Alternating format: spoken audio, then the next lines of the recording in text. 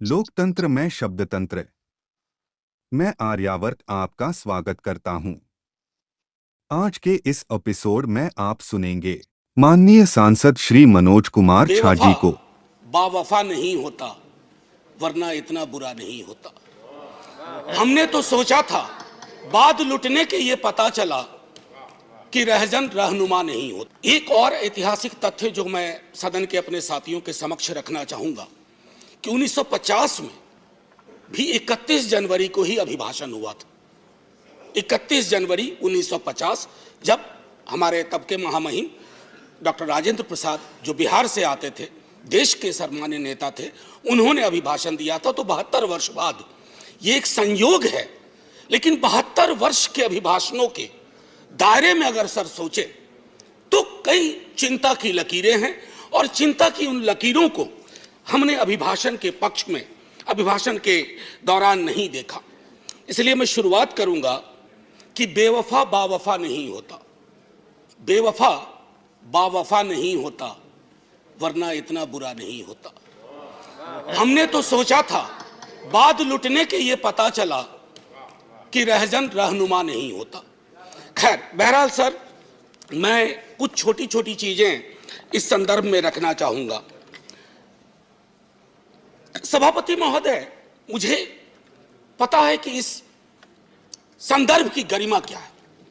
राष्ट्रपति का अभिभाषण एक बहुत बड़ी चीज होती है, देश का एक ब्लूप्रिंट होता है, एक दिशा और दशा देने की कोशिश होती है। हम विपक्ष में हैं, लेकिन देश की दशा और दिशा से चिंतित अगर हम हैं तो अभिभाषण की पंक्तियों में भी वो चिंता की लकीरें दिखनी चाहिए थी। जब वो चिंता की लकीरें नहीं दिखती हैं तो एहसास होता है। कभी कभी मैं सोचता हूं माननीय सभापति महोदय कि महामहिम सोते जागते अपने सलाहकारों से बात करते, टेलीविजन देखते, सोशल मीडिया देखते, संवाद करते, क्या उनको नहीं लगता होगा कि देश के विजुअल्स बहुत अच्छे नहीं हैं? तो मैं ये सोचता हूं कि महामहिम के अभिभाषण में अगर इस तरह की चिंता ना हो तो सर, भाषण ना कागज का पुलिंदा लगता है, और अच्छा नहीं लगता है उसे कागज का पुलिंदा कहना।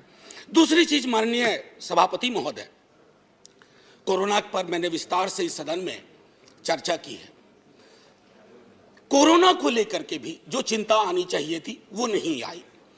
अब आइए अर्थव्यवस्था के बारे में मैंने कहूं, बजट को उसके लिए मैंने तय किया हुआ है, लेकिन मेरा मानना है कि सन 50 से लेकर अब तक किसी की भी सरकार हो, मैं जानता हूं ये लिखा कहां जाता है, लेकिन जहां लिखा जाता है मैं आग्रह करूंगा कि अगर हम सोच सके, सत्ता पक्ष और विपक्ष, तो राष्ट्रपति के अभिभाषण को दलीय दायरों से ऊपर कर दीजिए। राष्ट्रपति का अभिभाषण, कल को आपकी सरकार ना हो, ये मैं अपील बाकी लोगों से भी करूंगा जो सरकार में आएंगे कल को, कल नहीं आएंगे परसों आएंगे, कभी तो आएंगे। मैं सिर्फ ये कहना चाहता हूं कि सर, अभिभाषण को एक नॉन पार्टीजन डॉक्यूमेंट बनाइए, नॉन पार्टीजन डॉक्यूमेंट। राष्ट्रपति देश के राष्ट्रपति हैं, उनके सरोकार में देश का सरोकार दिखना चाहिए माननीय सभापति महोदय। अब दिक्कत ये होती है ना माननीय सभापति महोदय कि अभिभाषण में सर्वेश्वर की एक लाइन थी सभापति महोदय, अगर तुम्हारे घर के एक कमरे में लाशें सड़ रही हो तो क्या तुम दूसरे कमरे में प्रार्थना कर सकते हो? अगर तुम्हारा जवाब हां है तो मुझे तुमसे कुछ नहीं कहना है। इसी यही रख करके बात मैं खत्म करता हूं इस संदर्भ के। सर, पैरा 4 माननीय राष्ट्रपति जी के अभिभाषण का है, जो कहता है remembering the past and learning from it. Sir, इतिहास की एक अपनी स्मृति होती है और स्मृतियों का एक इतिहास होता है, और विश्व इतिहास गवाह है सर, जिस किसी ने भी अतीत की स्मृतियों के साथ छेड़छाड़ करने की कोशिश की, उसको बदलने की कोशिश की, वो इतिहास के फुटनोट में चले गए। इतिहास नहीं बदला, वो इतिहास के फुटनोट में चले गए।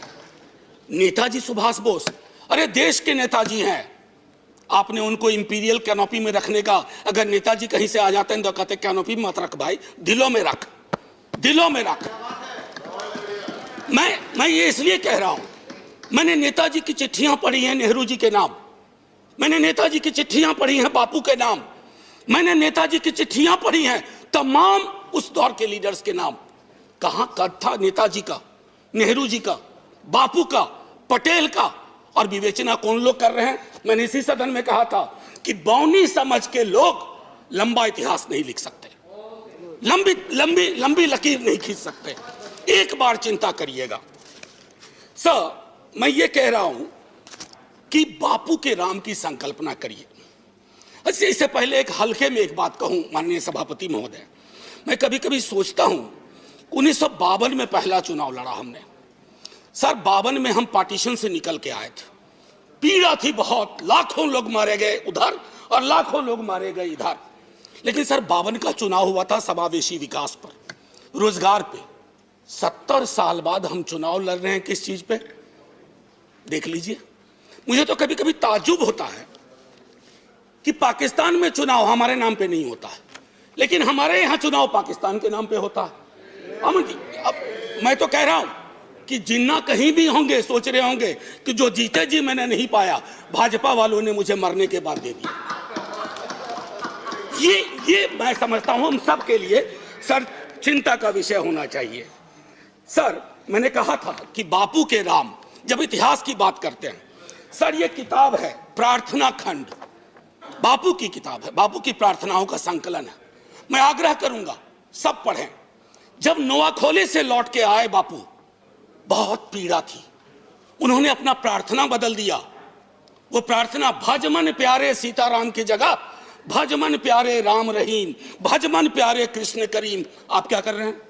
कृष्ण और करीम के बीच में कटीली दीवार लगा रहे हैं, राम और रहीम के बीच में दीवार लगा रहे हैं। ये दीवारें आज हो सकता है ताली दिलवा रही हों, आप मिट जाएंगे, ये दीवारें भी मिटेंगी। वक्त वक्त की बात है, बस एक बार सोचेगा जरूर, क्योंकि बापू पे माल्यार्पण आप भी करते हैं और बहुत, बल्कि आप चश्मे पे कर दिया, आपने महदूद कर दिया। बापू का चश्मा लीजिए, बापू को चश्मे में मत रखिए, ये मेरा आग्रह होगा। एक चीज तो ये थी सर, माननीय सभापति महोदय, कोविड के संदर्भ में मैं बोलूंगा नहीं, मैंने पहले ही कहा, इश्तेहारबाजी हो रही है। जो सरकारें, मैं सिर्फ केंद्र को नहीं कह रहा हूं, जो सरकारें कोविड के वक्त में नदारद थी, सोशल मीडिया गवाह है, वो सरकार 4 पन्ने का इश्तेहार दे रही है। अब पहले नेता लोग काम करते थे तो लोग कहते थे अरे सोच दम ईमानदार है, काम दमदार है। अब लगता है दूसरे का भरोसा नहीं, खुद ही छपवा दो, सोच ईमानदार काम दमदार। अरे लोगों को बोलने दीजिए।